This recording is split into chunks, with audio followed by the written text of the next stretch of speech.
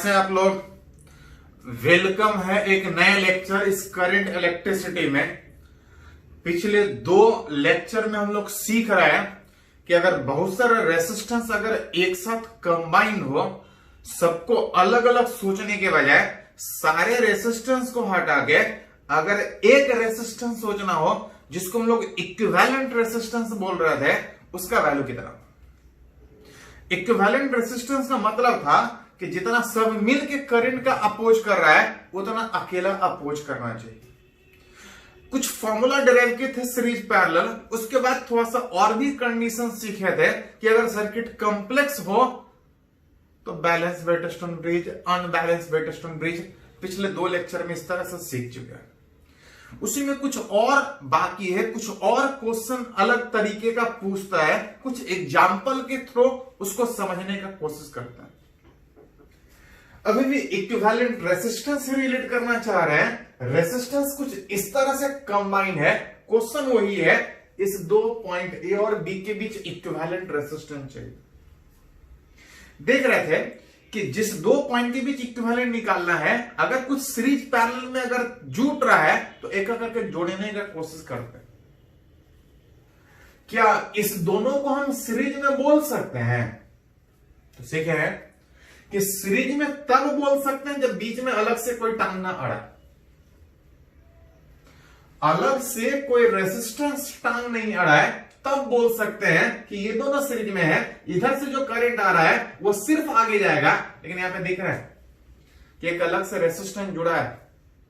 अलग से रेजिस्टेंस जुड़ने के कारण आप ये बोल सकते हैं किसको सीरीज में नहीं। ये दोनों सीरीज में नहीं है, क्या ये दोनों पैरेलल में है तीनों?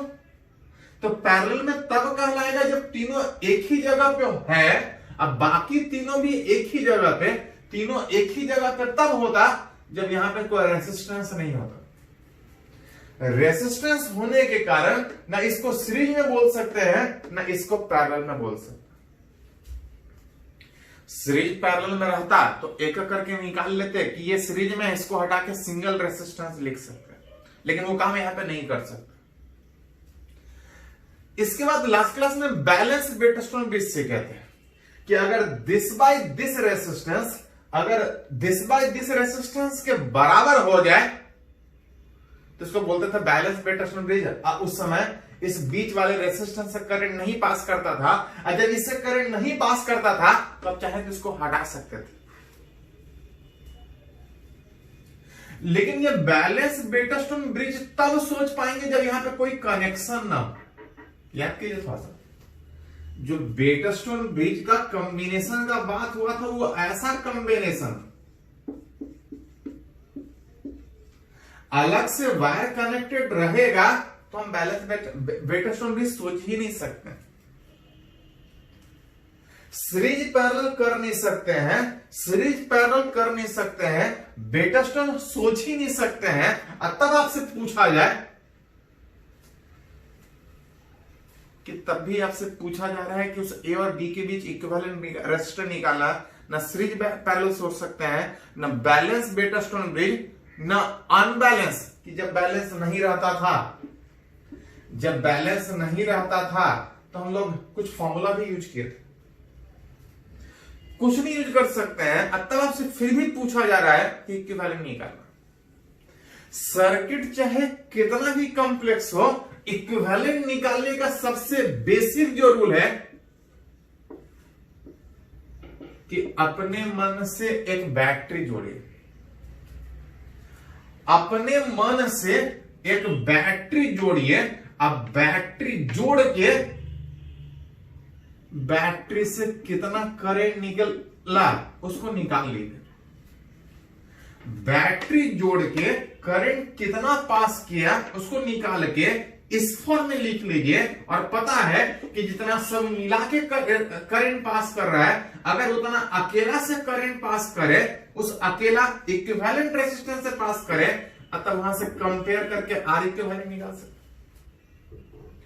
एक बैटरी जोड़िए, बैटरी से पूरे सर्किट को कितना करंट गया अगर वो निकाल के इस फॉर्म में लिख ले तो पता है कि जितना सब मिला के करंट पास किया है उतना अकेला रेजिस्टेंस से पास उतना ही करना चाहिए। आप वहां से कंपेयर करके आर इक्विवेलेंट निकाल सकते हैं। लेकिन याद कीजिए थोड़ा सा,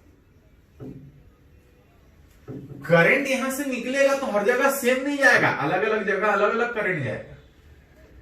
और जब अलग अलग जगह अलग अलग करंट जाएगा तो उस मेथड से सोल्व करना थोड़ा दिक्कत है। बोले थे लास्ट वाले लेक्चर में सीखे थे कि जब करंट पास करेगा अलग अलग जगह अलग अलग, तो जितना अलग अलग करंट अलग अलग जगह पे होगा हमको उतना इक्वेशन लिखना पड़ेगा किरचॉफ्स वोल्टेज लॉ से, उसको सोल्व करके तो हमको करंट निकालना पड़ेगा। जब सर्किट सिंपल था तब भी हम लोग देखे थे कि हम लोग उतना यूज करने के वजह कुछ रिजल्ट याद कर लिए थे, कुछ लोग बुक में डिराइव किया होगा। रिजल्ट याद करके हम लोग सीधा सीधा फॉर्मूला यूज करने का बात किए थे, मतलब करंट निकालना पॉसिबल नहीं है। कब? जब सर्किट कॉम्प्लेक्स हो। हम मन करे सर नहीं हम निकाल सकते हैं तो निकालिए, लेकिन वो वाला मेथड प्रैक्टिकली फिजिबल नहीं है कि आप बैटरी जोड़ के सारे के क्रॉस करंट निकालिए और तब जाके आर इक्विवेलेंट निकालिए। वो काफी लेंदी प्रोसेस है और जनरली उससे पूछा भी नहीं जाता, आज तक कभी पूछा नहीं गया। हो सकता कुछ बुक में दे दे, लेकिन आज तक कभी किसी एग्जाम में पूछा नहीं गया क्योंकि काफी लेंदी प्रोसेस है। मन करे तो बैठ के मेहनत करते रहिए। अब तक क्वेश्चन उठता है कि आखिर फिर भी हमसे पूछ रहा है कि इक्विवेलेंट निकालने, तो निकलेगा कैसे? क्या नहीं निकलेगा? क्या उतना मेहनत करना पड़ेगा? तो नहीं। बैटरी जोड़ के करंट पास कर, बैटरी जोड़ेंगे करंट पास करेगा, कितना करंट पास करेगा निकालने का जरूरत नहीं। बिना करंट निकाले भी आर इक्विवेलेंट निकाल सकते हैं। कैसे? तो कीजिए क्या कि बैटरी जोड़िए, करंट पास कीजिए और करंट हर जगह डिस्ट्रीब्यूट कीजिए। करंट डिस्ट्रीब्यूशन से कुछ कनेक्शन एक्चुअली होता क्या है कि सर्किट बहुत बार कॉम्प्लेक्स दिख रहा होता है लेकिन कॉम्प्लेक्स होता नहीं है। कुछ फालतू का कनेक्शन दिख रहा होता है लेकिन एक्चुअली हो सकता है वो कनेक्शन हो ही नहीं।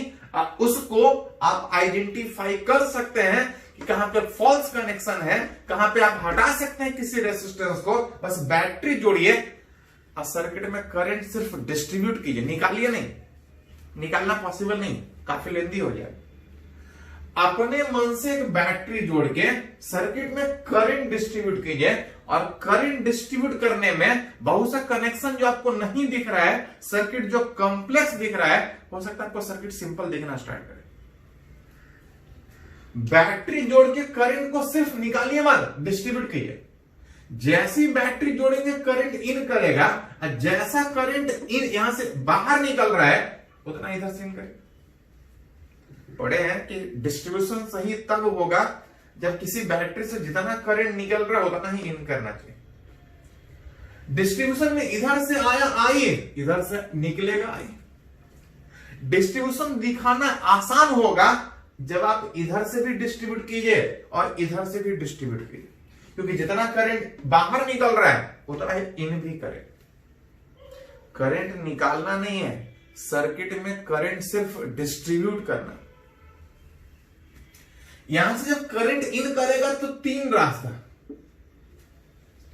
क्या तीनों रास्ता में करंट सेम होगा कि अलग अलग होगा? तो ध्यान दे थोड़ा सा, यहां से आगे बढ़ने में, यहां से आगे बढ़ने में रेसिस्टेंस सेम है उसका नहीं फर्क पड़ रहा है।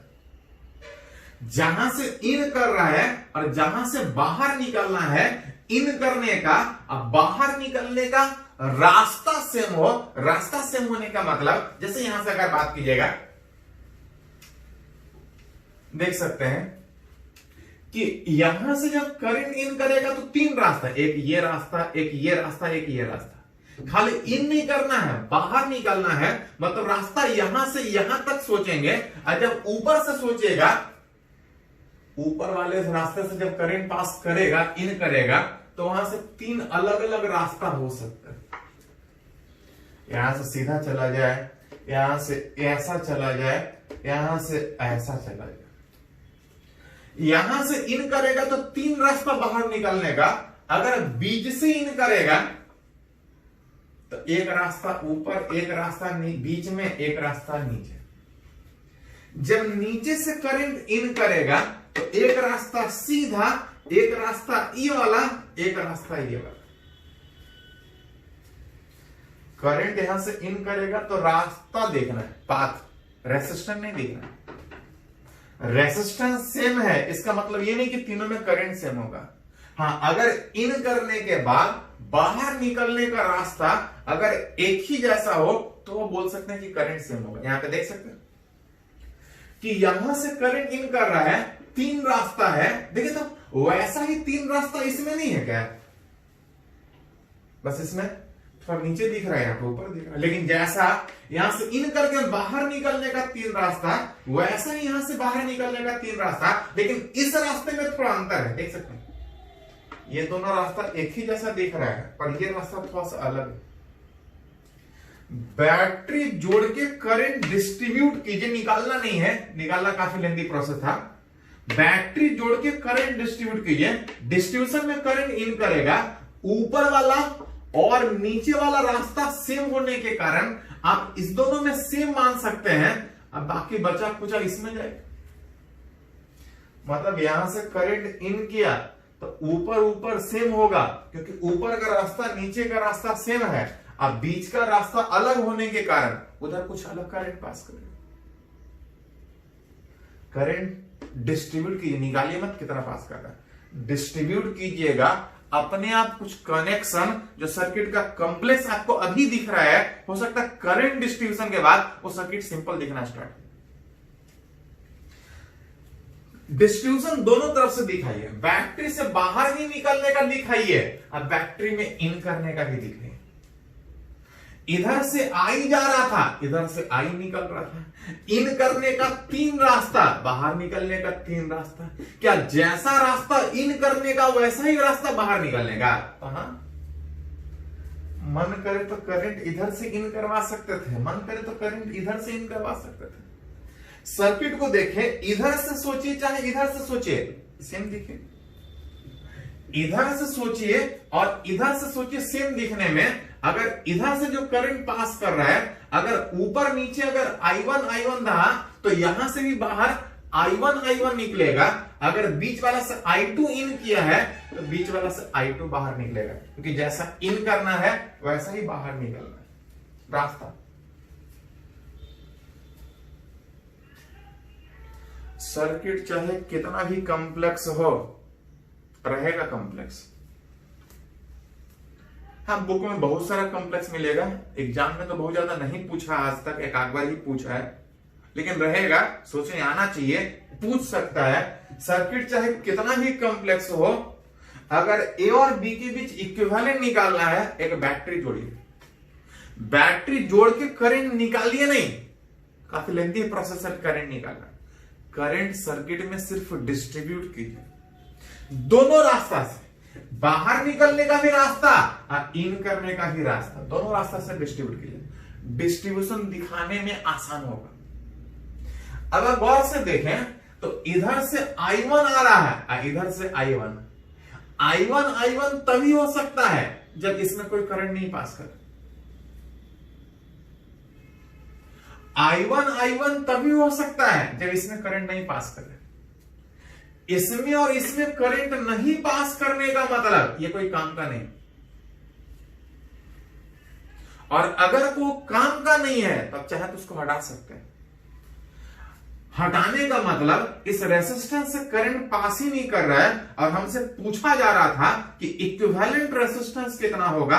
अगर करंट का पास ही नहीं कर रहा है तो हमको अपोज नहीं करेगा, और अगर वो अपोज नहीं कर रहा है तो हमारे काम का नहीं। अब चाहे तो हटा सकते हैं, और जब वो हटाइएगा क्योंकि वो काम का ही नहीं था, तो आप देख सकते हैं कि ये दोनों सीरीज में, ये दोनों सीरीज में, ये दोनों सीरीज में। अतः आपसे पूछा जाए इस ए और बी के बीच इक्विवेलेंट कितना होगा, तो 2R 2R 2R 2R 2R 2R parallel में घटे, R plus R 2R series में था, 2R 2R 2R पैरेलल में R/N में हर एक का 2R बटा N का जगह 3, और इक्विवेलेंट कितना 2R/3। सर्किट चाहे कितना भी कॉम्प्लेक्स हो, एक बैटरी जोड़ के खाली करंट डिस्ट्रीब्यूट कीजिए, डिस्ट्रीब्यूशन देख के ही बता सकते हैं कि सर्किट कैसे, खाली डिस्ट्रीब्यूशन देख के ही बता सकते हैं।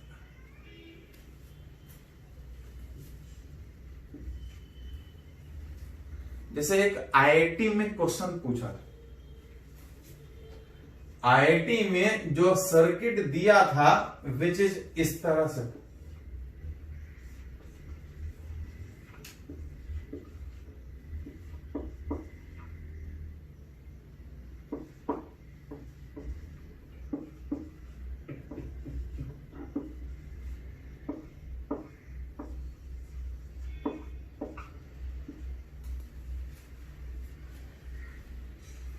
क्वेश्चन वही है, ए और बी के बीच इक्विवेलेंट निकालना। ये आईआईटी एडवांस में पूछा है।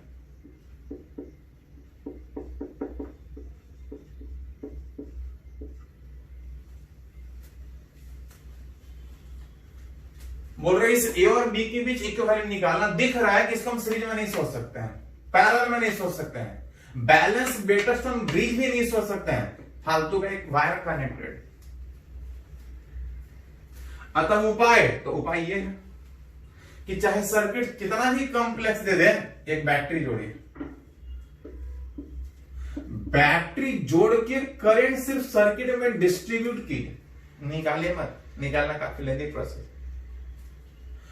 जैसा करंट यहां से बाहर निकलेगा वैसा ही यहां से इन भी करेगा। दोनों तरफ से डिस्ट्रीब्यूशन दिखाइएगा तो दिखाना आसान हो, नहीं तो इधर से जाइएगा तो आप अननोन मानते चले जाइएगा, अब फिर सोल्व कीजिएगा तब पता चलेगा कि इसमें करंट नहीं पास करेगा। दोनों तरफ से डिस्ट्रीब्यूशन दी,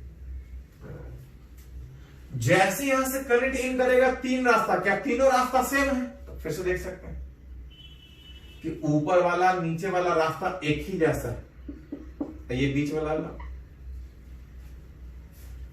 रेसिस्टेंस सेम नहीं, रास्ता इधर से आने का, इधर से आने का, मन करे तो इधर से सोचिए, देखिए ऊपर नीचे का रास्ता सेम होगा, ये वाला रास्ता अलग है,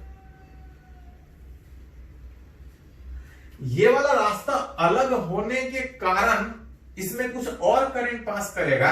और जैसा आप इन करवाने के बारे में सोच रहे हैं वैसा बाहर निकालने के बारे में सोचिए। इन करवाने में तीन रेसिस्टेंस, बाहर निकलने में सेम ही तीन टाइप का रेसिस्टेंस। अगर इससे I1 गया था तो इससे भी I1 जाएगा, इससे भी I1 जाएगा, इससे भी I1 जाएगा, I2 इससे I2 जाएगा। इसका मतलब ये वाला करंट इधर जाएगा, ये वाला करंट इधर जाएगा, ये वाला करंट इधर जाएगा, इससे कोई करंट पास नहीं करेगा, काम का नहीं है, उसको आप हटा सकते हैं।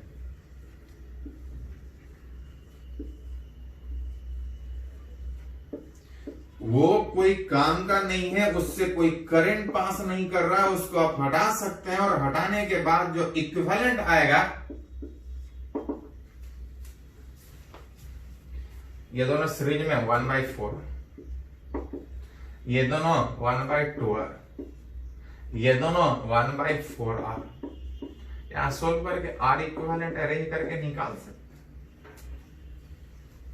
तो कभी कभी सर्किट झूठ मूठ का इस तरह से कॉम्प्लेक्स करने का कोशिश करेगा, लेकिन वो कॉम्प्लेक्स नहीं, सिंपल ही होगा। लेकिन हाँ, आपको पहचानना होगा कि सिंपल कैसे कन्वर्ट होगा, किससे करंट पास कर रहा है, किससे नहीं। जिससे करंट नहीं पास करेगा, it will not offer any resistance, आप उसको हटा सकते हैं कुछ इस तरीके से। चलिए पहले इसको थोड़ा सा नोट कीजिए, कुछ और इस तरह का एग्जाम्पल हम लोग बात करते हैं।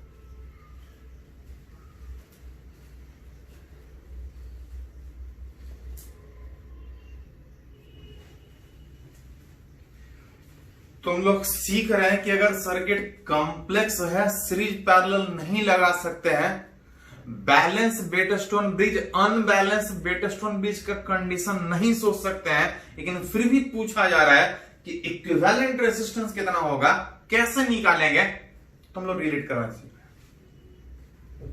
चलिए कुछ और एग्जांपल से सीखने का उसको कोशिश करते हैं।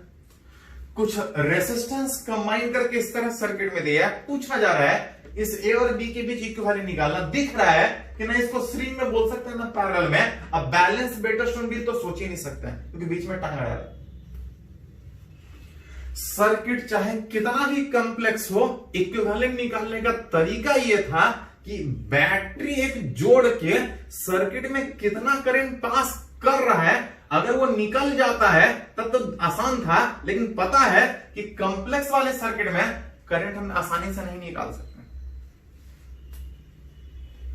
करंट निकल जाता था तो कोई दिक्कत ही नहीं था, करंट निकाल के उसको इस फॉर्म में लिख के बोलते कि उतना ही सिंगल रेसिस्टेंस से करंट पास करेगा, अब वहां से कंपेयर करके आर इक्विवेलेंट निकाल लेते।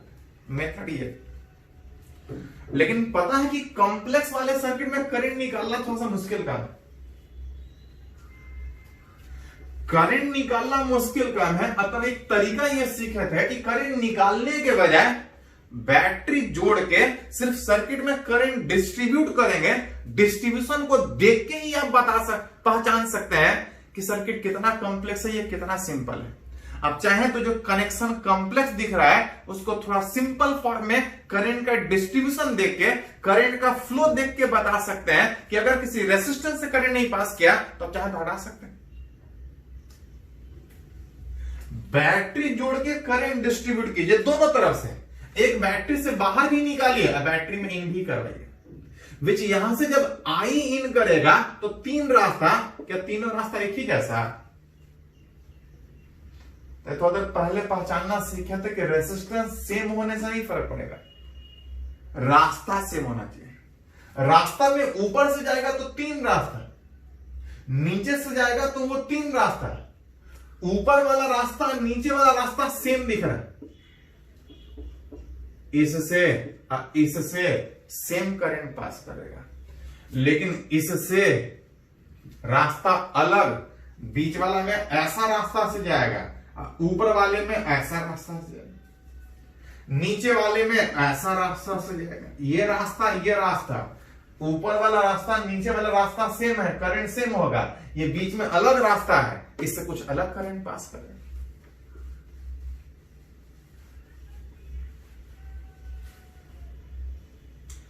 खाली यहां से इन मत करवाइए, यहां से बाहर भी निकालिए, बाहर निकलने में उतना ही करंट, तीन रास्ता, क्या जैसा तीन रास्ता इन करने का वैसा ही तीन रास्ता बाहर निकलने का।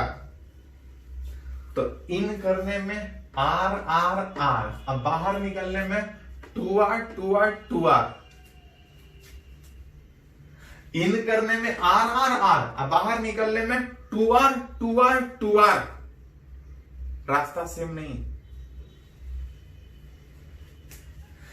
जैसा इधर से इन करेंगे वैसा ही इधर से इन करेंगे तो नहीं, ये अलग रेसिस्टेंस है, नहीं बोल सकते हैं इसे। तो बहुत बार इस तरह से सिचुएशन आएगा कि इधर का रास्ता और इधर का रास्ता सेम नहीं होगा, और जब सेम नहीं होगा तो इधर से आगे बढ़ पाएंगे, इधर से बाहर नहीं निकल पाएंगे, और जब इधर से बाहर नहीं निकल पाएंगे तो एक करके इधर से जब डिस्ट्रीब्यूट करेंगे तो डिस्ट्रीब्यूशन कॉम्प्लेक्स होगा, हमको पता ही नहीं चलेगा कि करंट किसमें पास कर रहा है, किसमें नहीं पास कर रहा है, क्यों नहीं पास कर रहा है। इधर से हमको मानना पड़ेगा, फिर करंट का इक्वेशन लिख के सोल्व करना पड़ेगा। एक तो तरीका डिस्ट्रीब्यूशन में इस तरह से कर सकते हैं, एक और इसी में एक तरीका यह है कि अगर गौर से देखा जाए तो ऊपर वाले रास्ता से और नीचे वाला रास्ता से करंट सेम पास कर रहा है। अगर ये ए और ये बी है, अगर इस पॉइंट को पी और क्यू का नाम दे तो अगर गौर से देखा जाए इस ए और पी के बीच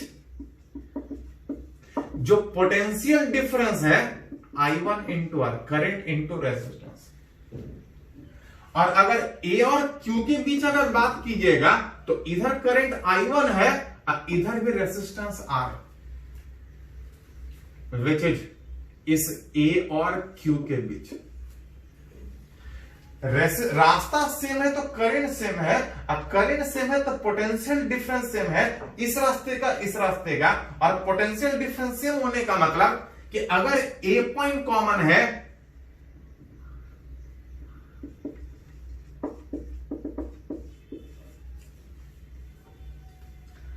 दोनों में ए पॉइंट कॉमन था और वोल्टेज सेम होने का मतलब पी और क्यू का भी वोल्टेज सेम होगा, और पी और क्यू का अगर वोल्टेज सेम है, अगर वो सेम पोटेंशियल पे है तो दोनों पॉइंट अलग अलग क्यों दिखाया हुआ है? Hence point P and Q can placed at same position. ये जो P और Q अलग अलग दिखाया है, दोनों का पोटेंशियल सेम होने के कारण आप चाहे तो उस पॉइंट को अलग अलग दिखाने के बजाय सेम जगह पे दिखा सकते हैं। और अगर इसको सेम जगह पे दिखाना है तो सर्किट को उल्टा फ्लिप करके, ऐसा सर्किट था, इसको फ्लिप करके इस तरह से जोड़ के इस P और Q को एक जगह पे दिखा सकते हैं। और जब एक जगह पे दिखाइएगा तो ये पॉइंट A नीचे था, सॉरी बीच में था। यहां से आगे बढ़िएगा तो दो रेसिस्टेंस, एक R एक 2R। ऊपर में रेसिस्टेंस R था, इधर 2R। ये जो P यहां पे था उसी जगह पे आप चाहें तो इस Q को रख सकते हैं। Q को रखने का मतलब इसको जब ऊपर लेके जाइएगा तो ये रेसिस्टेंस ऊपर चला जाएगा, विच इज कुछ इस तरह से रेसिस्टेंस। पहले जो इस A और P के बीच एक ही रेसिस्टेंस था, इस Q के वहां पे जाने के कारण एक रेसिस्टेंस और जुटेगा, यहां से और एक रेसिस्टेंस ऐसा जुटेगा, विच इज 2R। और Q यहां जाने का मतलब यहां पे भी दो रेसिस्टेंस आएगा।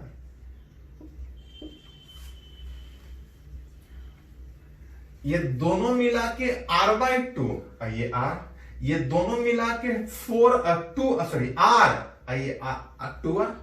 अगर गौर से देखिएगा तो दिस बाय दिस ये बैलेंस बेटरस्टोन ब्रिज है। ये कट के ऐसे इससे करंट नहीं पास करेगा, बैलेंस बेटरस्टोन ब्रिज। और जब ये बैलेंस बेटरस्टोन ब्रिज कन्वर्ट होगा तो अगर गौर से देखा जाए तो ऊपर में R आ रहा था R/2 और 2R आ रहा था पैरेलल में R, नीचे आ रहा था R, ये वाला आ रहा था 2R। ये तो बैलेंस बेटरस्टोन ब्रिज था, बीच वाला वायर से करंट ही नहीं पास करेगा। अगर उससे करंट नहीं पास किया तो उसको हटा सकते हैं। अब तो सिंपल हो गया, ये दोनों सीरीज में, अब फिर आके सब पैरेलल में, ए और बी के बीच आप चाहें तो इक्विवेलेंट निकाल सकते। तो कभी कभी सर्किट जो कॉम्प्लेक्स दिख रहा है, इस तरह से करंट खाली डिस्ट्रीब्यूट करके सर्किट को सिंपल कर सकते हैं। जैसे एक और एग्जांपल अगर बात करें,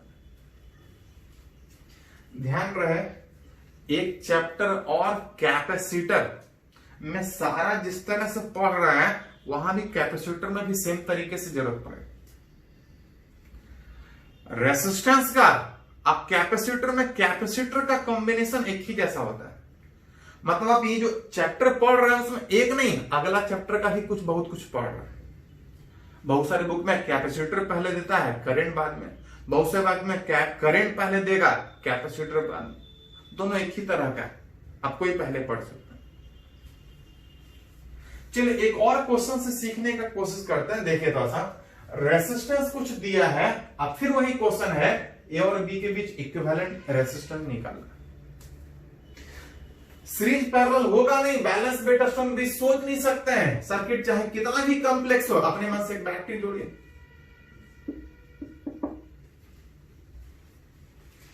बैटरी जोड़ के करंट निकालना नहीं है कि कितना गया, सिर्फ सर्किट में डिस्ट्रीब्यूट कीजिए। सर्किट में सिर्फ डिस्ट्रीब्यूट कीजिए कि अलग अलग सेगमेंट में करंट कितना पास कर रहा है। आ रहा है आई, आने का 3 रास्ता, क्या तीनों रास्ता सेम दिख रहा है क्या? तो बिल्कुल अलग है, R है, 2R है, 3R। रेसिस्टेंस सेम होने के बावजूद रास्ता अलग अलग हो सकता है, या तो रेसिस्टेंस ही अलग है तो रास्ता सेम होने का बात ही नहीं। यहां से जब बैटरी से करंट इन करेगा, 3 रास्ता, तीनों अलग अलग रास्ता होने के कारण इससे करंट I1 लिख सकते हैं, इससे I2 लिख सकते हैं, और इससे I3 लिख सकते हैं। तीनों रास्ता अलग है, तीनों में करंट अलग पास करें। जैसा बैटरी से इन करने का 3 रास्ता, वैसा ही बाहर निकलने का। दोनों तरफ से डिस्ट्रीब्यूशन दिखाइएगा तो डिस्ट्रीब्यूशन दिखाना आसान होगा। हाँ, कभी कभी डिस्ट्रीब्यूशन आप दिखा ही नहीं पाएगा क्योंकि इधर का रास्ता और इधर का रास्ता सेम नहीं था, तो फिर कुछ इस तरह से सोचना पड़ा हमको। तो क्वेश्चन देख के आपको सोचने का तरीका भी सोचना पड़ेगा कि क्या सोच सकते हैं। इन करने का 3 रास्ता, बाहर निकलने का 3 रास्ता। क्या जैसा रास्ता इन करने का 3 है वैसा ही बाहर निकलने का 3 है?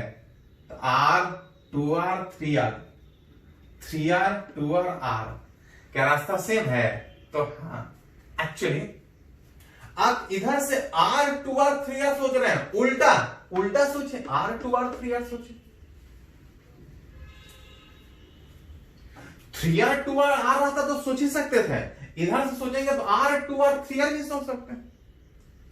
मतलब जैसा इन करने का यहां पे R 2R 3R, उल्टा यहां से सोचेंगे तो नीचे से सोचना पड़ेगा R 2R 3R।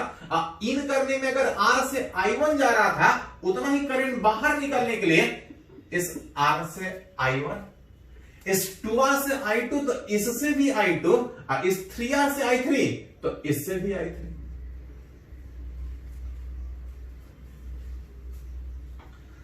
इसमें I1, अगर इसमें भी I1 होता तो इससे करंट नहीं पास करता, इसको हटा लेते हैं। लेकिन तब जब इसमें I1 है, इसमें भी I1 होता,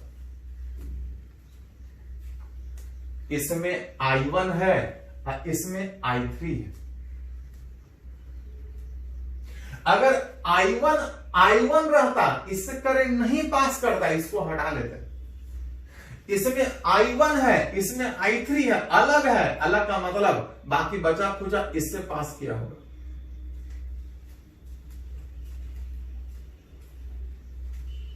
इसमें I2 है, इसमें I2 है, इधर वाला करंट इधर ही रहा होगा, I2 है और इधर वाला करंट इधर आया होगा, I1 माइनस I3। इधर से I3 आया, इधर से I1 minus I3, I3 cut जाएगा और I1 बचेगा। अब आपका डिस्ट्रीब्यूशन सही दिख रहा है। बैटरी जोड़ के करंट डिस्ट्रीब्यूट दोनों तरफ से सोचे। याद कीजिए, बहुत सारे केस में देख रहे थे कि डिस्ट्रीब्यूशन दिखाने में कुछ रेसिस्टेंस से करंट नहीं पास करता था, उसको हटा लेते थे इक्विवेलेंट रेसिस्टेंस निकालने में। लेकिन अगर गौर से देखें, यहाँ पे हर रेसिस्टेंस से करंट पास कर रहा है, हर रेसिस्टेंस से करंट पास कर रहा है, आप किसी को हटा नहीं सकते हैं। जब तक कोई रेसिस्टेंस हटेगा नहीं, सीरीज पैरेलल दिखेगा नहीं और आप इक्विवेलेंट निकाल नहीं सकते। इक्विवेलेंट क्या निकाल नहीं सकते तो क्या बिल्कुल नहीं निकाल सकते? हाँ, एक तरीका यह है कि करंट निकालिए, लेकिन पता है कि करंट निकालना बहुत मेहनत का काम है, काफी लेंदी प्रोसेस है। एग्जाम में वो पॉसिबल नहीं है। इधर तो बैठ के कर सकते हैं कि I1, I2, I3 जितना अननोन है उतना इक्वेशन लिख के आप उसको सोल्व कीजिए किरचॉफ वोल्टेज लॉ से। थोड़ा लेंदी प्रोसेस है। यहां पे किसी भी रेसिस्टेंस को हटा नहीं सकते हैं।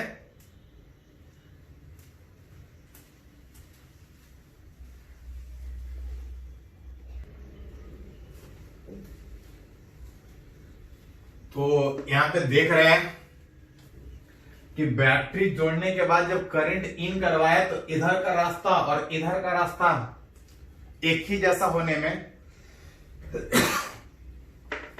I1 के क्रॉस R के क्रॉस I1 था तो R के क्रॉस R I1,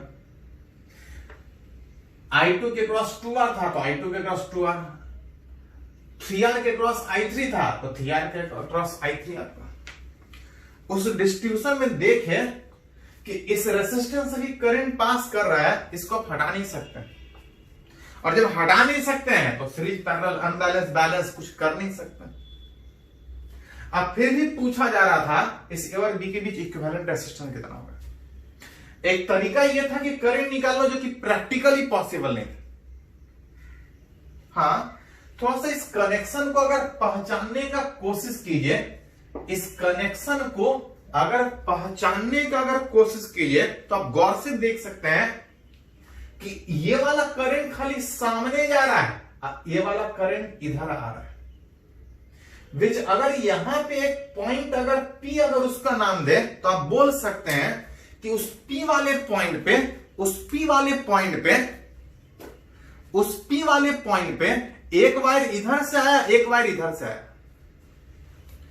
इधर करंट जा रहा है, इधर करंट जा रहा है, इधर करंट जा रहा है, लेकिन ये जो कनेक्शन है उस कनेक्शन पे करंट का डिवीजन नहीं हो रहा है। इधर वाला करंट सिर्फ इधर जा रहा है, इधर वाला करंट सिर्फ इधर जा रहा है। ये जो कनेक्शन है ना, इसका करंट ऊपर जा रहा है ना ऊपर वाला का करंट इधर आ रहा है। विच एट P आप बोल सकते हैं इधर वाला करंट इधर, इधर वाला करंट इधर। इस जगह पे वायर का कनेक्शन है लेकिन करंट का डिवीजन नहीं है। At P there is no division of current. There is no division of current का मतलब there is no true junction at P। उस P पे जंक्शन, एक कनेक्शन दिख रहा है लेकिन उस कनेक्शन का मीनिंग ही नहीं है। इधर अलग जा रहा है, इधर अलग जा रहा है। इस कनेक्शन से कोई फर्क ही नहीं पड़ रहा है। There is no true junction, there is no division of current. Hence connection है लेकिन कनेक्शन का मीनिंग ही नहीं निकल रहा है। जब कनेक्शन का मीनिंग ही नहीं है तो फिर रख के क्या फायदा। आप चाहें तो उसको हटा सकते हैं, रेसिस्टेंस को नहीं हटा सकते हैं, कनेक्शन को हटा सकते हैं। कनेक्शन को हटाने का मतलब ये जो कनेक्शन ऐसा दिख रहा है, इस कनेक्शन से कोई फर्क ही नहीं पड़ रहा है। आप इसको अलग अलग दिखाइए। साथ में क्यों दिखा रहा है? साथ में दिखाने से सीरीज पैरेलल नहीं हो पा रहा है। इस कनेक्शन को आप हटा सकते हैं। अब इस कनेक्शन को हटाने में इस वायर को आप साइड से कहीं से दिखा सकते हैं। विच इज ये हो जाएगा R3R, नीचे था 3R और R, बीच में दो वायर, यहां पॉइंट P था इस A और B के बीच, जिसमें एक वायर जो इधर था यहां रह के कोई कनेक्शन का मीनिंग ही नहीं निकल रहा था, उसको साइड से ऐसा दिखा सकते हैं। कनेक्शन यहां था लेकिन इस कनेक्शन का मीनिंग ही नहीं निकल रहा था। कनेक्शन हटाना है, रेसिस्टेंस नहीं हटाना है। ये जो कनेक्शन यहां था इसको हटा के साइड से इस तरफ दिखा सकते। अब आप चाहें तो बैलेंस बेटरस्टोन ब्रिज सोच सकते हैं। This by this is equal to this by this, तो नहीं।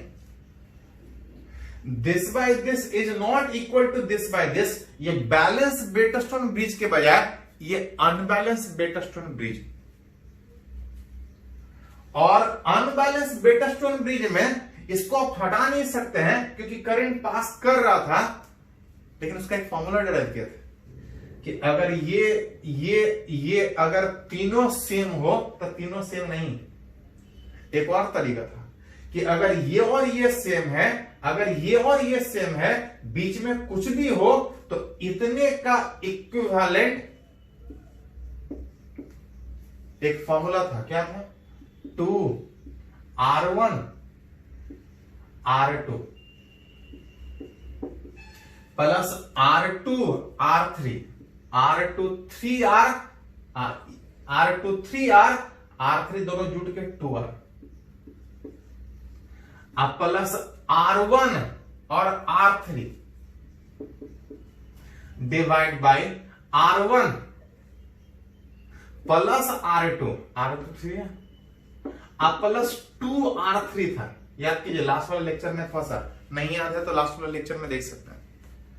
2R1 R2, इसको R1 बोलते थे, इसको R2, बीच में R3 कुछ भी होता था तो उससे कोई 2R1 R2 plus R2 R3 plus R1 R3 by R1 plus R2 plus 2R3 arrange कीजिएगा। 6 6 6 12 2 14 4 3 7 1 8 14R बाई 8, जिसको सोल्व कीजिएगा तो 7R बाई 4। मतलब इतने सारे रेसिस्टेंस को हटा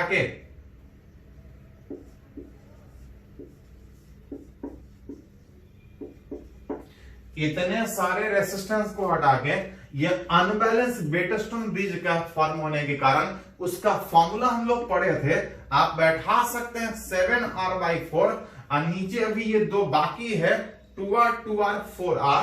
अब तब अगर सारे मिला के इक्विवेलेंट निकालिएगा तो ये दोनों पैरेलल में R1 into R2 by R1 अब प्लस R2। थोड़ा सा अरेंज कीजिएगा तो 4 हट जाएगा एलसीएम लेने के बाद, 16 और 7 23 23 आएगा, और ऊपर में 28 28 आर बाई 23। और सेम तरीके से आपको कैपेसिटर में सारा चीज पढ़ना है। तो और भी जरूरी है कि आप एक चीज नहीं, आप दो दो चैप्टर में इस तरह से पढ़िए। चलिए इसको नोट कीजिए, तो कुछ और इस तरह का सीखने का बात करते हैं।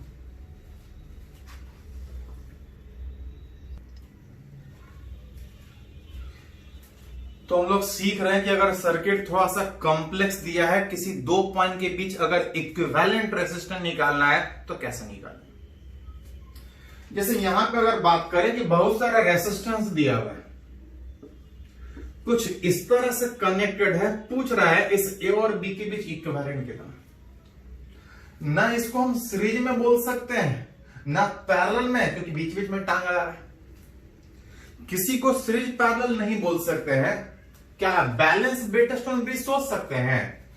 तो दिस बाय दिस बराबर this by this, balance Wheatstone bridge सोच सकते थे अगर बाहर से कोई कनेक्शन नहीं होता।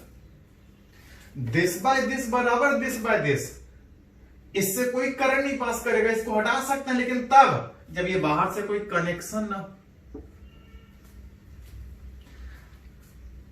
सीरीज पैरेलल नहीं सोच पाएंगे, बेटस्टोन ब्रिज के फॉर्म में नहीं सोच पाएंगे। अब फिर भी हमसे पूछ रहा है इस ए और बी के बीच इक्विवेलेंट निकालना। तरीका क्या था?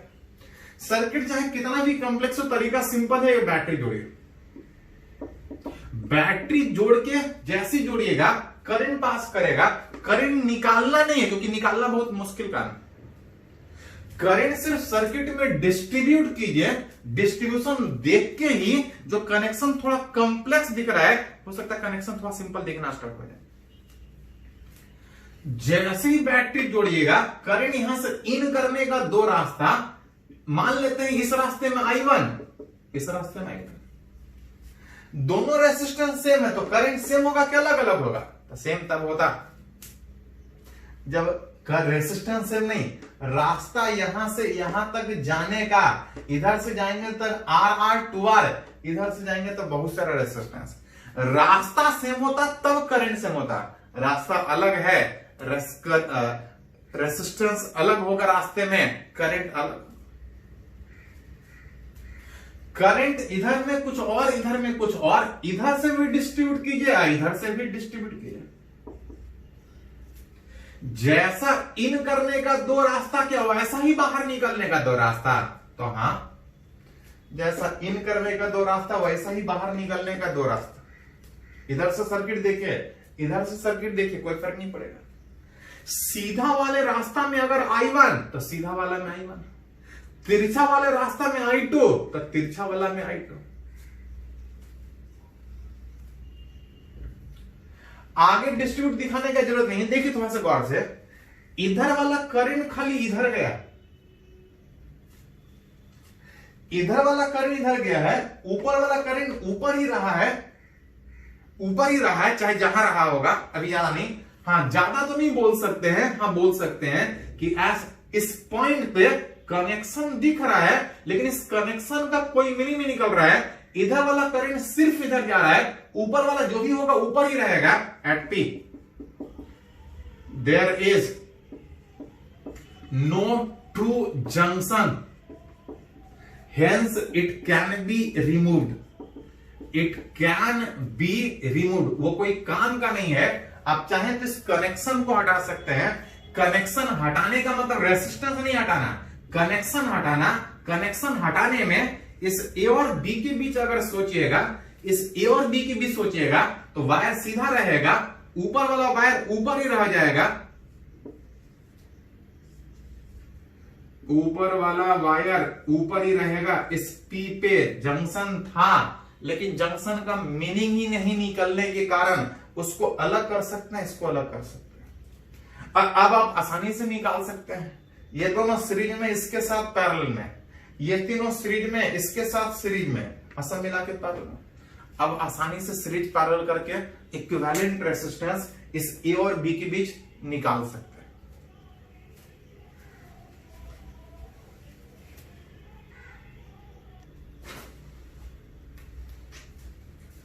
यहाँ पे एक और उसी तरह का सर्किट कुछ कॉम्प्लेक्स दिख रहा है, ना किसी को सीरीज में बोल सकते हैं ना किसी को पैरेलल में, ना बेटरस्टोन ब्रिज के फॉर्म में कि रेजिस्टेंस हट जाएगा, और फिर भी पूछ रहा है ए और बी के बीच इक्विवेलेंट निकालना।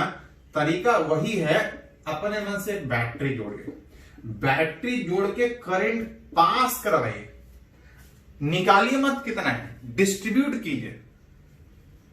इन करने का दो रास्ता, क्या दोनों रास्ता एक ही जैसा है?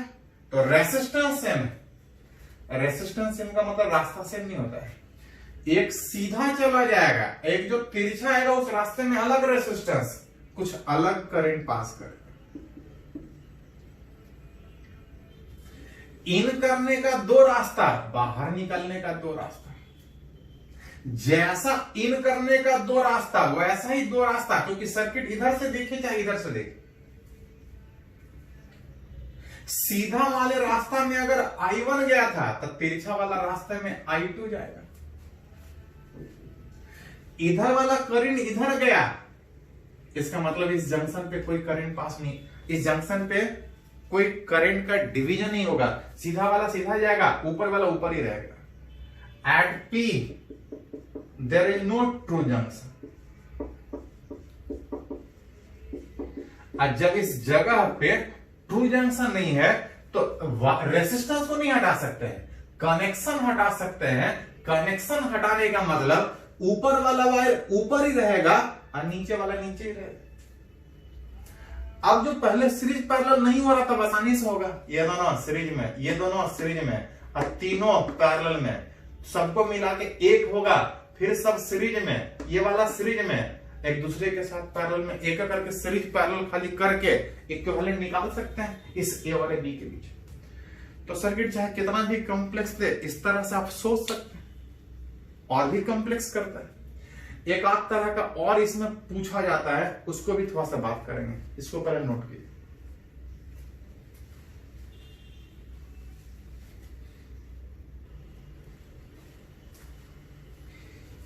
तो थोड़ा सा कॉम्प्लेक्स सिमेट्रिकल सर्किट में बैटरी जोड़ने के बाद करंट डिस्ट्रीब्यूट करके आर इक्विवेलेंट निकालना सीखें।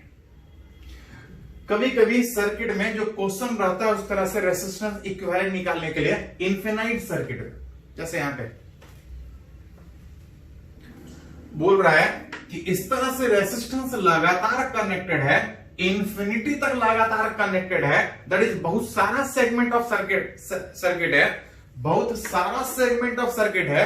पूछ रहा है इस ए और बी के बीच पूरे सर्किट का इक्विवेलेंट रेसिस्टेंस कितना। पढ़े थे कि जब बड़ा सर्किट हो और किसी दो पॉइंट के बीच इक्विवेलेंट निकालना है, तो जिस दो पॉइंट के बीच इक्विवेलेंट निकालना है उससे दूर से एक करके सोचे। इस ए और बी के बीच निकालना है, दूर कहीं इधर से सोचे और एक करके जोड़ेगा। लेकिन वो तब होगा जब इनफिनाइट नहीं, कुछ फिनाइट अगर यहां तक रहता तो एक करके दूर से सोचते हैं कौन सीरीज कौन सा पैरेलल। ये इस तरह से इनफिनाइट सेगमेंट है, आगे आप जा ही नहीं सकते हैं, दूर से सोच ही नहीं सकते हैं, लेकिन फिर भी पूछ रहा है कि इस ए और बी के बीच इक्विवेलेंट कितना है। इसको बनाने का एक दूसरा तरीका है, करना क्या होता है कि पहले पहचानना होता है कि कितने के बाद सर्किट रिपीट हो रहा है। इन्फिनिटी है तो एक पैटर्न में आगे बढ़ेगा, कितने के बाद अपने आप को रिपीट कर रहा है वो सेगमेंट आपको आइडेंटिफाई करना पड़ेगा। जैसे देख सकते हैं R2R, R2R, R2R, इस दो सेगमेंट के बाद, इस दो सेगमेंट के बाद, इस दो सेगमेंट के बाद सर्किट रिपीट हो रहा है। तो पहले पहचानिए कि कितने के बाद सर्किट रिपीट हो रहा है, और इस दो के बाद रिपीट हो रहा है तो अगर आप गौर से सोचें तो बोल सकते हैं कि पूरे सर्किट का इक्विवेलेंट इस P और Q के क्रॉस निकालिए या A और B के क्रॉस निकालिए, सेम आएगा। क्योंकि ऐसा इनफिनाइट सेगमेंट है, उस इनफिनाइट सेगमेंट में आप एक सेगमेंट पहले निकालिए या एक सेगमेंट बाद इक्विवेलेंट निकालिए, इनफिनाइट सेगमेंट होने के कारण कोई फर्क नहीं पड़ना चाहिए। इनफिनाइट सेगमेंट में एक सेगमेंट पहले निकाले या एक सेगमेंट बाद निकाले, इक्विवेलेंट सेम ही आएगा। मतलब आप बोल सकते हैं कि इस पूरे सर्किट का P और Q के बीच इक्विवेलेंट निकालिए या A और B के बीच निकालिए, सेम आएगा। कितना आएगा वही तो क्वेश्चन। तो इसमें करते क्या है कि निकालने के बजाय मान लेता है। हमको निकालना है इस A और B के बीच कितना। पता है कि जितना इस A और B के बीच होगा, एक सेगमेंट पहले ही निकालेंगे तो इक्विवेलेंट रेजिस्टेंस उतना ही आएगा। कितना आएगा वो हमको निकालना है। तो करते क्या है कि इसमें निकालने के बजाय हम लोग मान लेते हैं कि जिसके बीच ही निकालना है, एक सेगमेंट पहले निकालिए, एक सेगमेंट बाद निकाले, इक्विवेलेंट रेजिस्टेंस कुछ होगा जो कि निकालना है। अब वही पूछा है किसका वैल्यू कितना होगा। इसको सीधा निकालने के बजाय करते क्या है कि सारे सर्किट को हटा के अगर उस P और Q के बीच सोचें तो कुछ इक्विवेलेंट आएगा। कितना आएगा वही हमसे पूछ रहे हैं। पता नहीं कितना आएगा, हाँ इतना जरूर बोल सकते हैं कि सारे का जो इक्विवेलेंट एक सेगमेंट पहले निकालेंगे, कितना आएगा पता नहीं, लेकिन इतना जरूर बोल सकते हैं कि ये एक ऐसा वैल्यू होगा कि एक सेगमेंट जोड़ने के बाद भी घुमा फिरा के वापस उतना ही आएगा। सर्किट इनफिनाइट है, एक सेगमेंट पहले निकालिए, एक सेगमेंट बाद। मान ले रहे हैं कि एक सेगमेंट पहले कुछ आ रहा है, कितना आ रहा है तो निकालना ही था क्वेश्चन में। आप ये बोल सकते हैं कि पता नहीं कितना, लेकिन इतना पता है कि ये एक ऐसा वैल्यू होगा कि एक सेगमेंट जोड़ दें तो फिर घुमा फिरा के उतना ही आएगा। कितना आएगा वही तो क्वेश्चन है। तो इसको सीधा निकालने के वजह करते क्या है कि मान लेते हैं कि कोई एक वैल्यू है जिसको जोड़ने के बाद वही आएगा। उसके हेल्प से हम एक इक्वेशन बनाएंगे। अब उस एक अननोन का वैल्यू कितना होगा आप चाहे तो निकाल सकते हैं। इस रेसिस्टेंस का वैल्यू निकालना है, उसके हेल्प से एक इक्वेशन बनाइए कि पता नहीं कितना, ये एक ऐसा वैल्यू है, कैसा वैल्यू है, ये एक ऐसा वैल्यू है, कितना जोड़ने के बाद घुमा फिरा के फिर उतना। उसके हेल्प से एक इक्वेशन बनाइए। ये जो एक अननोन है उसको आप सोल्व कर सकते हैं। यहां पे अगर दोनों देखें तो ये लगातार है सीरीज में क्या होता है, सीधा जुड़ जाएगा R अब प्लस 2 ये दोनों में का एक जब होगा तो इसके साथ पैरेलल में होगा। अब पैरेलल में R1 R2 divide by R1 plus R2, R1 R2 बटा R1 प्लस R2। ये एक ऐसा वैल्यू है कि दो रेसिस्टेंस जोड़ दे तो घुमा फिरा के फिर वापस उतना ही आएगा। कितना आएगा, इस एक इक्वेशन में एक अननोन इस कैपिटल R का वैल्यू निकालना है। आप चाहे तो सोल्व करके निकाल सकते हैं। अगर क्रॉस मल्टीप्लाई कीजिएगा, ब्रैकेट तोड़िएगा तो R था, आइए 3R क्रॉस मल्टीप्लाई कीजिएगा। एक बार थोड़ा सा लिख लेते हैं।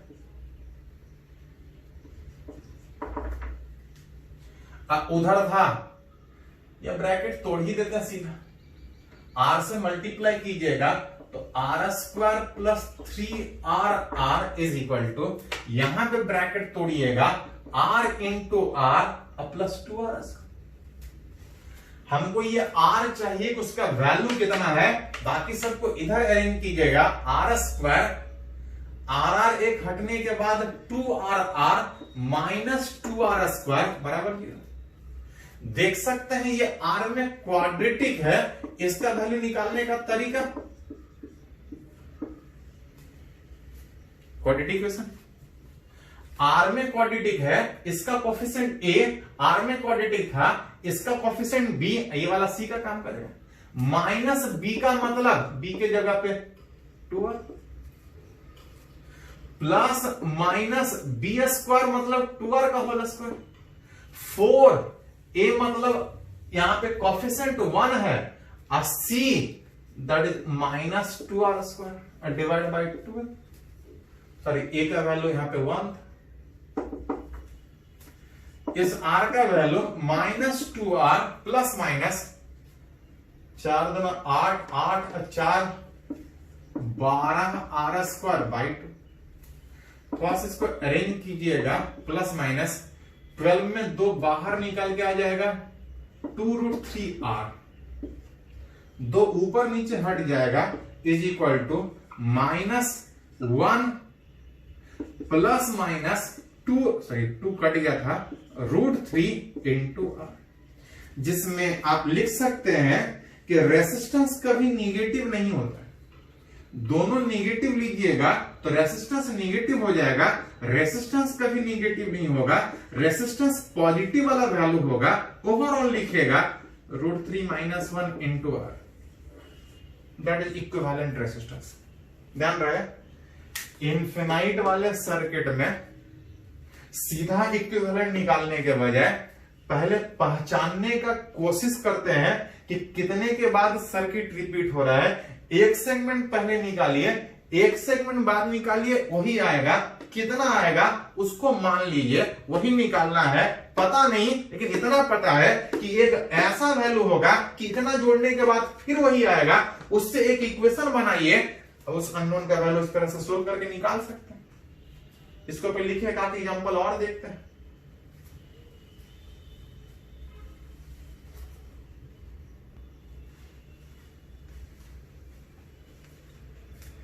एक यहां पे और इनफिनाइट सेगमेंट का सर्किट है। क्वेश्चन सेम कि पूरे सर्किट का इक्विवेलेंट रेसिस्टेंस इस ए और बी के क्रॉस कितना होगा। इनफिनाइट वाला सेगमेंट में सीखे थे कि पहले पहचानिए कि सर्किट किसके बाद रिपीट हो रहा है, कितने सेगमेंट के बाद रिपीट हो रहा है। देख सकते हैं R2R 3R, R2R 3R, R2R 3R, इस तरह से एक एक सेगमेंट के बाद सर्किट रिपीट करते हुए इंफिनिटी तक जा रहा है। हमसे पूछ रहा है इस ए और बी के बीच इक्विवेलेंट कितना हो। आप बोल सकते हैं कि इतने के बाद रिपीट हो रहा है, उतने के बाद रिपीट होने का मतलब आप एक सेगमेंट पहले पूरे सर्किट का इक्विवेलेंट निकालिए या एक सेगमेंट बाद इस ए और बी के बीच इक्विवेलेंट निकालिए, सेम आएगा। पी और क्यू के क्रॉस निकालिए या ए और बी के क्रॉस निकालिए, सेम आएगा। कितना आएगा वही तो निकालना है। सेगमेंट आइडेंटिफाई करके यहां पे निकाल नहीं पाएंगे क्योंकि सर्किट इंफिनिटी है, एक करके जोड़ ही नहीं सकते हैं। करते क्या है कि सेगमेंट आइडेंटिफाई करके कि किसके बाद रिपीटेशन हो रहा है, एक सेगमेंट पहले निकालिए या एक सेगमेंट बाद निकालिए, सेम आएगा। कितना आएगा वही तो निकालना है। इस पी और क्यू के अक्रॉस पूरे सेगमेंट का पता नहीं कितना आएगा, वो तो क्वेश्चन ही था कितना है निकालिए। पता नहीं कितना है, लेकिन इतना पता है कि अगर इसमें एक सेगमेंट और जोड़ दे जिसके बाद रिपीट हो रहा है, पता नहीं कितना, लेकिन इतना पता है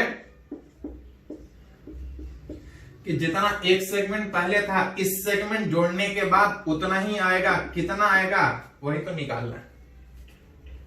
करते क्या है कि कितना आएगा पता नहीं, लेकिन इतना जोड़ेंगे तो उतना ही आएगा। उसके हेल्प से एक इक्वेशन बनाते हैं और उस एक इक्वेशन में एक ही अननोन ये आर था, उस इक्वेशन को सोल्व करके इस आर का वैल्यू निकालें। पता नहीं कितना, लेकिन इतना पता है कि ये एक ऐसा वैल्यू है, कितना जोड़ेंगे तो फिर घुमा फिरा उतना आएगा। उसके हेल्प से जब इक्वेशन निकालेंगे तो ये दोनों पैरेलल में, पैरेलल में रेसिस्टेंस था R1 R2 by R1 plus R2। ये दोनों मिलके एक होने के बाद ये लगातार सब सीरीज में आएगा। इसके साथ R जुड़ेगा, इसके साथ 3R जुड़ेगा, और पता नहीं लेकिन इतना पता है कि घुमा फिरा के फिर उतना ही आएगा। यही R तो हमको निकालना है। इस एक इक्वेशन में एक ही अननोन है, इसको आप सोल्व कर सकते हैं।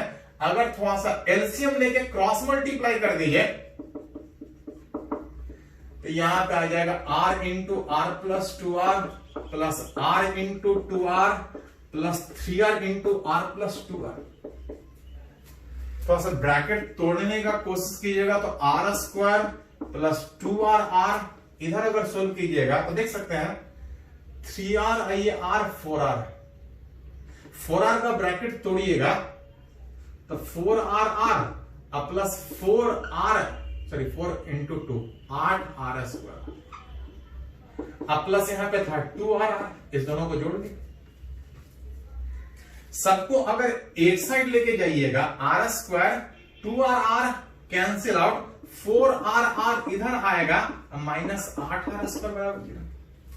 r में क्वाड्रेटिक था, minus plus minus b square minus 4ac 2a में इसका कोफिशिएंट a, ये r में क्वाड्रेटिक है तो ये b मतलब माइनस 4r, बी स्क्वायर मतलब माइनस 4 का होल स्क्वायर, 4a मतलब 1 और c मतलब माइनस 8r स्क्वायर और डिवाइड बाय 2a। तो ऐसे सोल्व कीजिएगा, माइनस माइनस प्लस 4r, 32 और 16 48r स्क्वायर बाई 2, 4r 48 का ब्रैकेट जब तोड़िएगा